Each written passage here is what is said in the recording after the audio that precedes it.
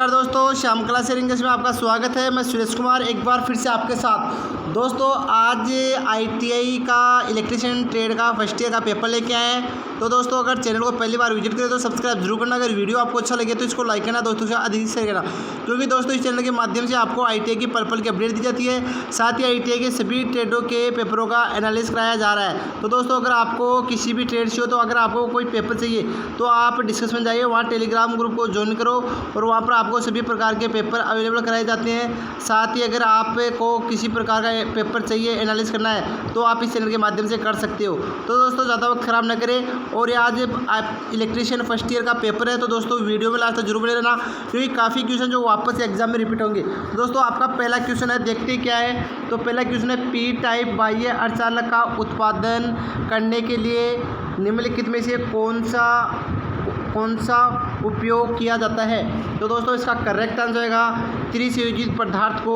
शुद्ध germanium crystal में मिलाकर काम में ले जाता है। तो दोस्तों अब इसमें देखो आपका ये है, तो अब इसमें देखो त्रिसंयोजित यानी पी टाइप अर्धचालक पदार्थ बनाने के लिए सामान्य अर्धचालक पदार्थ में त्रिसंयोजित पदार्थ boron, aluminium, indium, gallium, thallium पदार्थ मिलाए जाते हैं। यानी कुल मिला के ये त्रिसंयोजित तत्व है। अब इन त्रिसंयोजित तत्वों में आपके अर्धचालक पदार्थ जर्मेनियम, सिलिकॉन, तो उनका मिश्रण करके इस प्रकार का ये त्रिसंयोजित तत्व बनाए जाते हैं। अगला क्वेश्चन है क्वेश्चन नंबर 2 दोस्तों।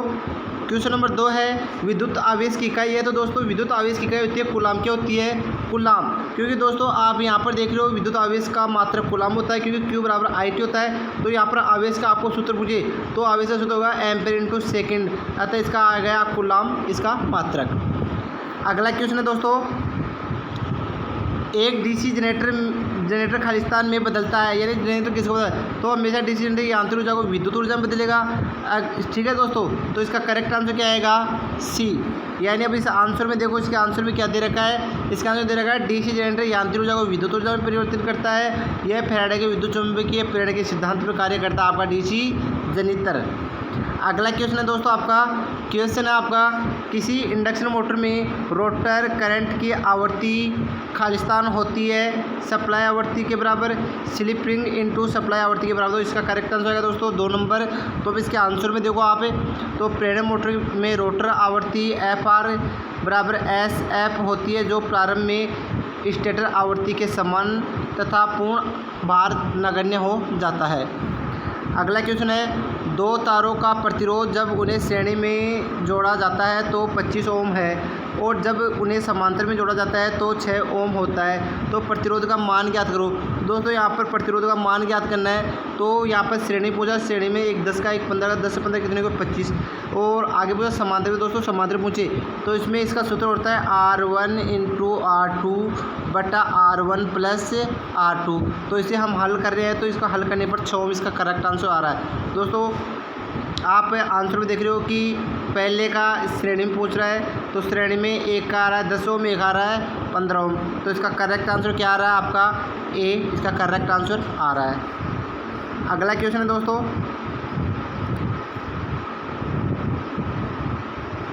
ठीक है दोस्तों, आगे इसी में दे रखा है कि 6 क्वेश्चन हो चुके हैं, 7वें नंबर क्वेश्चन चलते हैं दोस्तों, और 6वें नंबर क्वेश्चन में 6वां नंबर क्वेश्चन है, एक शुद्ध प्रेरणी के AC परिपथ में विद्युत धारा खालिस्तान होती है तो वोल्टेज से 90 डिग्री कम 90 डिग्री कम हो रहती है। क्यों? क्योंकि प्रेरणी के परिपथ में क्या होती है, विद्युत धारा को इंडक्टर में गुजरने में कुछ समय लग जाता है, और आपकी वोल्टेज वो 90 डिग्री अंश से आगे बढ़ जाती है, यानी वोल्टेज से 90 डिग्री पीछे रह जाती है। तो यहाँ पर आंसर में देखो, शुद्ध प्रेरक में प्रवाहित धारा विभव से 90 डिग्री पीछे रहती है तथा शक्ति व्यय और शक्ति गुणांक 0 होता है। अगला क्वेश्चन है, 200 वोल्ट 10:1 टन अनुपात ट्रांसफार्मर की गलती से 200 DC सप्लाई से जोड़ा जाता है, तो परिणाम स्वरूप क्या होगा? तो प्राथमिक वार्निंग क्षतिग्रस्त हो जाएगी, यानी वार्निंग जल जाती है। क्यों जल जाती है? तो देखो दोस्तों आंसर में, ट्रांसफार्मर को DC सप्लाई देने पर वार्निंग के जलने की संभावना बढ़ जाती है, क्योंकि DC में प्रतिरोध की धारा प्रवाह का अवरोध करता है और AC में प्रतिबाधा करती है। तो कुल मिला के दोस्तों, क्योंकि इसमें इंडक्टिव रिएक्टेंस का मान क्या आता है? 0 होता है, इसी कारण अगर डायरेक्ट DC सप्लाई देंगे तो इसकी वार्निंग जलने का खतरा रहेगा। तो करेक्ट आंसर 3 नंबर। अगला क्वेश्चन है, घरों में लगा ऊर्जा मीटर खालिस्तान मापता है, तो घरों में लगा ऊर्जा मीटर हमेशा ऊर्जा मापता है, जिसको किस में मापते हैं, kWh यानी किलोवाट घंटे में इसकी एनर्जी को मापते हैं। तो आंसर में देखो क्या है, इसका 3 नंबर आंसर तो आ रहा है, लेकिन देखो ऊर्जा मीटर के द्वारा विद्युत ऊर्जा को मापा जाता है, यह समकालन प्रकार का मापक यंत्र होता है दोस्तों। अगला क्वेश्चन है दोस्तों, एक 25 kVA एक फेज ट्रांसफार्मर के प्राथमिक पर 250 चक्कर व द्वितीय पर 40 चक्कर है। प्राथमिक को 1500 वोल्ट 50 एज सप्लाई से जोड़ा जाता है, तो द्वितीय के वोल्टेज और करंट क्या है। तो दोस्तों इसका करेक्ट आंसर 240 और 104 एम्पीयर है। अब देखो दोस्तों किस प्रकार आता है, तो इसमें हमें क्या पूछ रहा है, द्वितीय की वोल्टेज, तो द्वितीय की वोल्टेज के लिए ये सूत्र लगेगा, तो इस सूत्र में मान रखेंगे। तो यहाँ पर E2 का मान ज्ञात करना है, तो आपका E1 1500 वोल्ट था, N2 का टर्नों की संख्या 40 थी और N1 का 250 था। इनको हल करने पर हमें 240 वोल्ट प्राप्त हो रहे हैं, जो आपके 240 वोल्ट यहाँ पर है। आगे बात करें, हमें धारा ज्ञात करनी है, पावर ज्ञात करनी है, तो P बराबर V × I होता है। तो दोस्तों यहाँ पर I ज्ञात करनी है, तो यहाँ पर I ज्ञात करनी है, P ऊपर और V नीचे आ जाएगा, तो 25 इंटू 1000 इंटू 40 ये आ गया। क्योंकि यहाँ पर क्या है, पावर है, तो पावर क्या होती है आपकी जो 25 है, तो क्वेश्चन में दे रखा होगा कि आपका क्या है 25 किलोवाट, तो 25 किलोवाट आ गया। और 25 किलोवाट आने के बाद में के की घात तो 1000 आ गया बेटा 40, तो इसको हल करने पे 104 एम्पीयर है, तो ये P यहाँ पर आवास शक्ति हो गई। तो दोस्तों इस प्रकार ये इसका न्यूमेरिकल हल हो गया। काफ़ी बार इस प्रकार के क्वेश्चन एग्जाम बहुत ज़्यादा पूछे, तो इनका थोड़ा ध्यान रखना दोस्तों। अगला क्वेश्चन है, घरेलू और वाणिज्य भवनों में सुरक्षा के लिए उपयोग किए जाने वाले लघु परिपथ विच्छेदक MCB की विद्युत धारा सीमा क्या होती है। तो दोस्तों इसकी 0.5 एम्पीयर से 60 एम्पीयर तक होती है। ठीक है दोस्तों, तो लगभग आपके 10 क्वेश्चन कंप्लीट हो चुके हैं। तो इस 10 में क्या है, MCB एक स्विच तथा सुरक्षा युक्ति है जिसकी धारा लगभग क्षमता 0.5 से 60 है, उसमें सिद्धांत पर कार्य करती है आपकी MCB की। तो आपको एक क्वेश्चन पूछ सकता है MCB किस सिद्धांत पर कार्य करती है, तो MCB हमेशा उसमें सिद्धांत पर कार्य करती है। 11 नंबर क्वेश्चन दोस्तों आपका, एक AC परिपथ में विद्युत धारा निम्न समीकरण द्वारा दी जाती है, I 14.4 साइन WT प्लस π/6, इसका आरएमएस मान और फेज कोण क्या है। तो दोस्तों यहाँ पर इसकी धारा 10 एम्पीयर और कोण 30 डिग्री होगा। तो ये देखो किस प्रकार हो रहा है दोस्तों, V आरएमएस मान के बराबर होता है Vm/√2, तो Vm 14.14 था बटा आपका √2 होगा, तो √2 का 2 में भाग देंगे, तो दोस्तों इसमें 14.14 में 1.414 का भाग देंगे दोस्तों, 10 वोल्ट ही आ रहा है।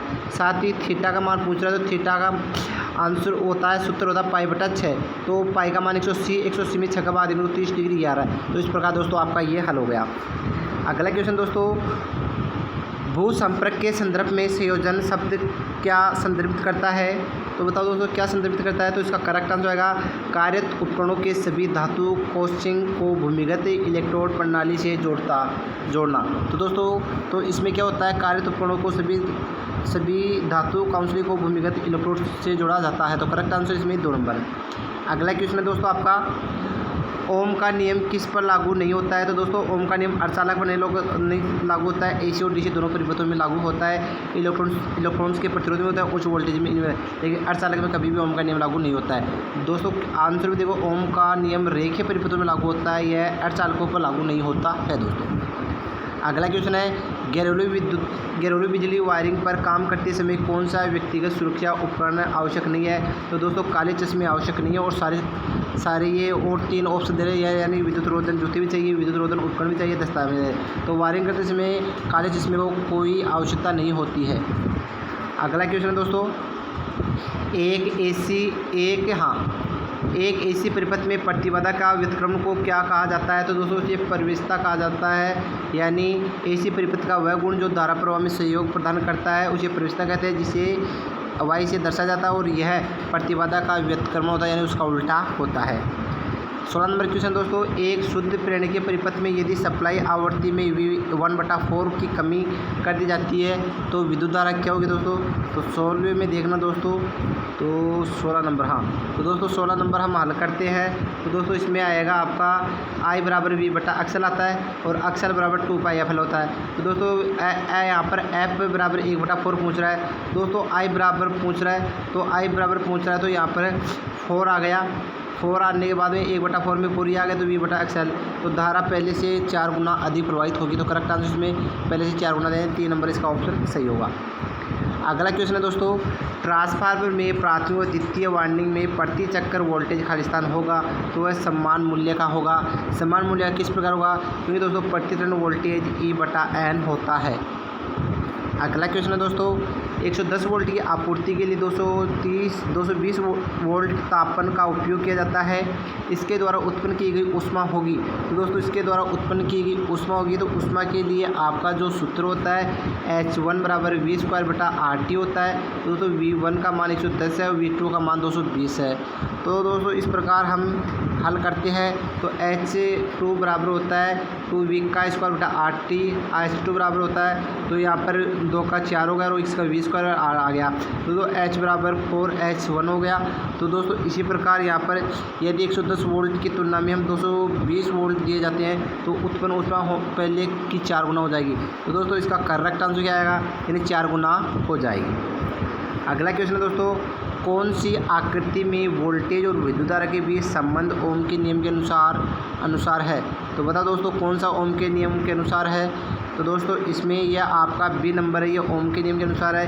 क्योंकि यहाँ पर वी और आई है तो यहाँ पर ये बता रहा है कि ऑप्शन आंसर में देखो यह रे के परिपथ को प्रदर्शित कर रहा है। रे के परिपथ को कैसे प्रदर्शित, इस प्रकार ये देखिए। तो यहाँ पर क्या हो रहा है कि यहाँ पर वोल्टेज क्या है आपकी लैगिंग राशि और धारा क्या है लीडिंग राशि, यानी ये आगे जा रही है पीछे भी, तो इसे रे के परिपथ कहते हैं। अगला क्वेश्चन है क्वेश्चन नंबर 20। क्वेश्चन आपका क्लास सी एम्पलीफायर में कलेक्टर करंट खालिस्तान के लिए प्रवाहित होता है दोस्तों आधी से कम इनपुट साइकिल के लिए प्रवाहित होता है। तो आंसर में देखिए किस प्रकार आधी से कम इनपुट साइकिल के लिए धारा प्रवाह करता है, 180 डिग्री से कम पर आउटपुट प्रदान करता है। इसकी दक्षता 75% से 80% होती है दोस्तों। काफ़ी अच्छा क्वेश्चन दोस्तों, काफ़ी बार एग्जाम में पूछा जा रहा है ये क्वेश्चन। अगला क्वेश्चन है ट्रांसफार्मर कार्य के लिए खालिस्तान की ज़रूरत होती है। तो बताओ दोस्तों किसकी ज़रूरत होती है? तो ट्रांसफार्मर कार्य के लिए अल्टरनेटिंग चुंबकीय फ्लक्स यानी AC चुंबकीय फ्लक्स की आवश्यकता है। तो पैरामीटर की द्वितीय वाइंडिंग में उत्पन्न होने वाले वोल्टेज में परिवर्तन के फलस्वरूप उत्पन्न होता है जिसे स्थिति विद्युत वाबल कहते हैं। अगला क्वेश्चन है दोस्तों, किसी मोटर द्वारा विकसित यांत्रिक पावर तब अधिकतम होती है जब बैक EMF लागू वोल्टेज से आधा होता है। यानी DC मोटर की अधिकतम शक्ति बैक EMF का मान सप्लाई वोल्टेज का आधा होने पर अधिकतम मिलती है। तो अधिकतम क्षमता बराबर AB/V2। अगला क्वेश्चन दोस्तों 23 नंबर क्वेश्चन आपका ट्रांसफार्मर के प्राथमिक और द्वितीय सर्किल के बीच चुंबकीय कपलिंग को खालिस्तान से बढ़ाया जा सकता है। तो बताओ दोस्तों किसे बढ़ाया? तो ये निम्न रिलेक्टेंस सामग्री का कोर उपयोग करके बढ़ाया जा सकता है। तो इसमें देखो कम रिलेक्टेंस पदार्थ की कोर बनाकर दोनों वाइंडिंगों को चुंबकीय संबंध को बढ़ाया जा सकता है। 24 नंबर क्वेश्चन देखो दोस्तों, क्वेश्चन आपका स्टेप अप ट्रांसफार्मर क्या बढ़ाता है? तो ये वोल्टेज बढ़ाता है, क्योंकि स्टेप अप ट्रांसफार्मर विभव को बढ़ाता है तथा धारा के मान को कम करता है। इसे ऊंचाई परिणामी ट्रांसफार्मर कहते हैं। अब 25 नंबर देखो क्वेश्चन दोस्तों, 25 नंबर क्वेश्चन है दोस्तों आपका दिए गए परिपथ आरेख में कौन सा समीकरण सही संबंध दर्शाता है? तो बताओ दोस्तों इसमें कौन सा संबंध है?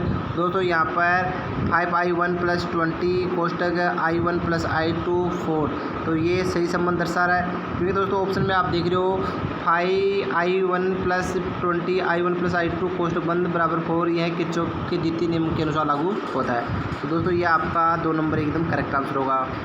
अगला क्वेश्चन दोस्तों, किसी पदार्थ में परावैद्युतिक शक्ति क्या है दोस्तों? तो अधिकतम किलोवोल्ट प्रति मिलीमीटर जिसका मीडियम बिना खराब हुए समानता कर सकता है। यानी अधिकतम किलोवाट प्रति मिलीमीटर जिसका माध्यम बिना खराब हुए सामना कर सकता है परावैद्युतिक कहलाता है। इसका मात्रक kV/mm होता है। 27 नंबर क्वेश्चन दोस्तों, एक A&D गेट होता है दोस्तों। इन गेटों में से काफ़ी क्वेश्चन पूछता है हर बार, तो इसका करेक्ट आंसर संयोजन सर्किट है। तो दोस्तों ये आपका एंड गेट का डायग्राम है। तो इसमें यह तार्किक संयोजन परिपथ है जिसमें Y = AB, तो इस प्रकार ये होगा। तो कुल मिलाकर ये संयोजन सर्किट है। 28 नंबर क्वेश्चन है दोस्तों, घरेलू वायरिंग में एल्बो का उपयोग तार की दिशा को खालिस्तान बदलने के लिए किया जाता है। तो ये 90 डिग्री की कोण को बदलने के लिए किया जाता है। वायरिंग में एल्बो का उपयोग तार को 90 डिग्री पर मोड़ने के लिए किया जाता है। तो 28 नंबर क्वेश्चन होगा। 29 नंबर क्वेश्चन देखो दोस्तों,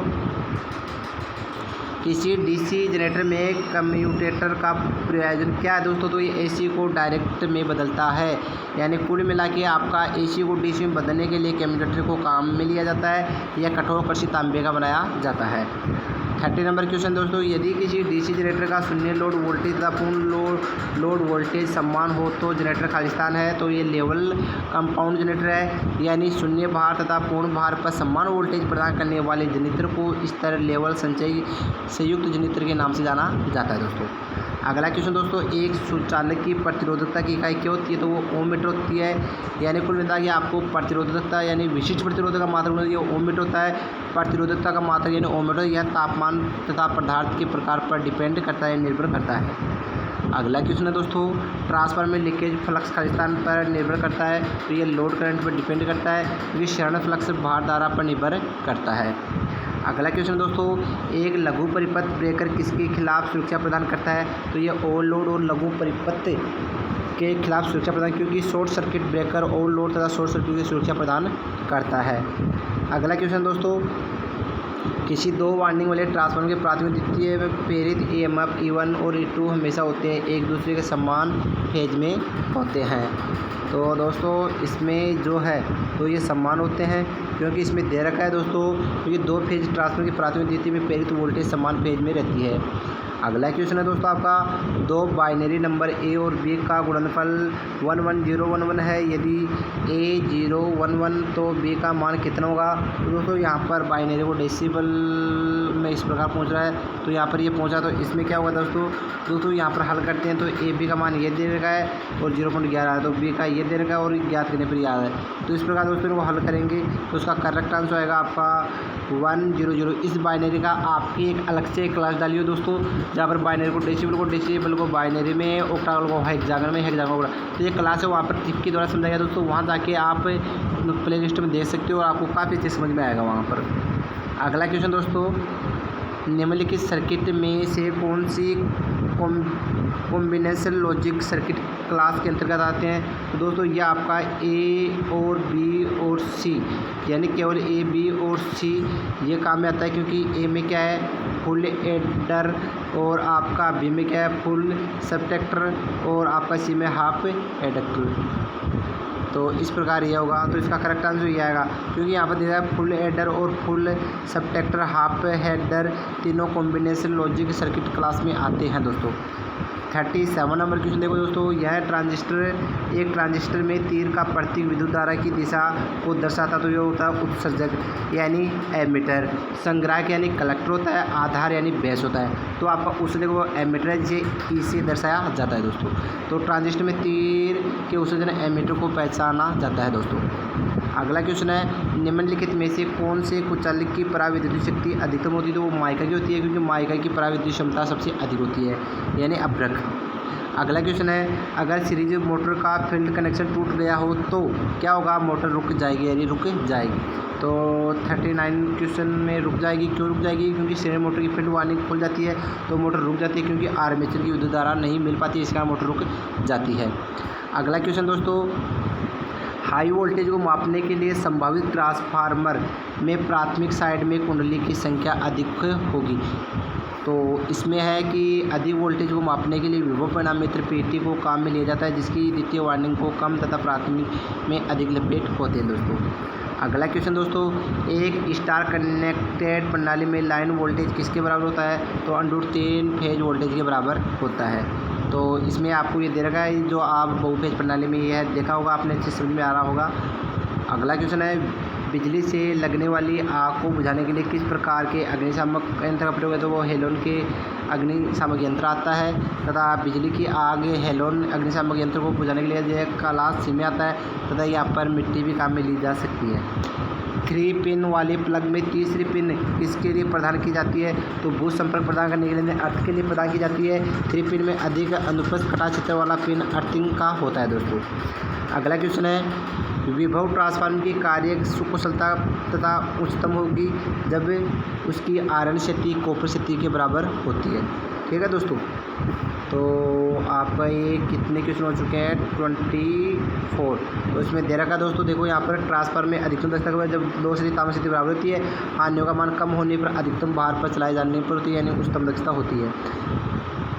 45 नंबर क्वेश्चन है, विद्युत ऊर्जा की इकाई क्या होती है? किलोवाट होती है, क्योंकि विद्युत ऊर्जा की इकाई किलोवाट घंटा होती है। 1 kWh बराबर 1 BOT होता है, 1 यूनिट होती है।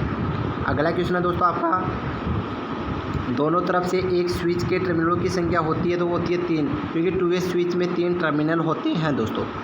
अगला क्वेश्चन है दोस्तों आपका, एक RL श्रेणी परिपथ में प्रतिरोध प्रतिघात में से प्रत्येक 4 ओम है। इस परिपथ में विद्युत धारा होगी तो इसमें वोल्टेज से 90 डिग्री कम होती है, क्योंकि दोस्तों इसमें आप नोट करते हो कि यहाँ पर कोस बराबर R/Z होता है, तो R का मान 4 दे रखा है, तो Z बराबर R² प्लस X का स्क्वायर, तो यहाँ पर 4² प्लस R X का मान भी 4 है तो इसका स्क्वायर तो 32 आ रहा है, तो Z का मान 5.65 आता है। कोस थीटा 1 हो तो 4/5, तो इसका RMS मान आपका 11, तो 45 डिग्री कोण 11 है। अगला क्वेश्चन दोस्तों, वोल्टमीटर की प्रेशर कॉइल में खालिस्तान होते हैं महिम तार के अधिक चक्कर, क्योंकि वोल्टमीटर विभव को मापता है। इसकी दबाव कुंडली पतले तार तथा अधिक लपेटों की बनाई जाती है। अगला क्वेश्चन दोस्तों, भू संपर्क तार किससे बनाया जाता है? तो वो एक गैल्वेनाइजिंग स्टैंडर्ड स्टील से बनाया जाता है, क्योंकि अर्थिंग तार GI का बना होता है, जिसका SWG 8 होता है। 50 लास्ट क्वेश्चन है दोस्तों इस पेपर का, वोल्टेज ग्रेडिंग का अर्थ है कि तार बिना किसी क्षति के खालिस्तान को झेलता है, यानी दी गई वोल्टेज को झेलता है। तो करेक्ट आंसर ये आएगा। तो दोस्तों आपके 50 क्वेश्चन कंप्लीट हो चुके हैं। वीडियो कैसा लगे कमेंट बॉक्स में जरूर बताइए। नेक्स्ट वीडियो में फिर लेके आएंगे न्यू क्लास, तब तक के लिए थैंक यू दोस्तों।